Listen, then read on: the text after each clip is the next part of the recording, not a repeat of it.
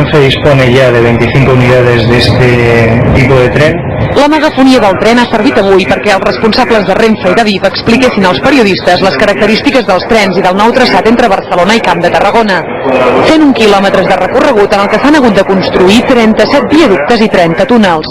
En total, gairebé 20 quilòmetres de via sota terra, amb un punt especialment conflictiu, el túnel de Bellvitge. És en aquest tram inicial, on al ser una zona urbana i tenir dos revolts massa pronunciats, el tren ha d'anar a menys velocitat. Y a partir de Martorell el tren alcanza ya los 300 km por hora, que es la velocidad máxima, que en el resto del trayecto hasta Madrid se coge en un 90% del trazado. Els Siemens S103 tenen una capacitat per a gairebé 400 passatgers, una tercera part de les quals són en classe preferent o club.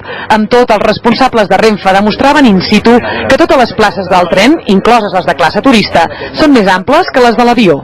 93 centímetros de espacio entre asiento y asiento.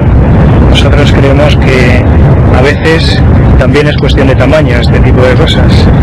Hem sortit de l'estació de Sants a les 12:04 i arribem aquí a Tarragona a les 12:38. 34 minuts de trajecte entre Barcelona i Tarragona que a partir de dimecres podran fer tots aquells que utilitzin els primers avis. Rosa Talamàs, TV3, estació Camp de Tarragona.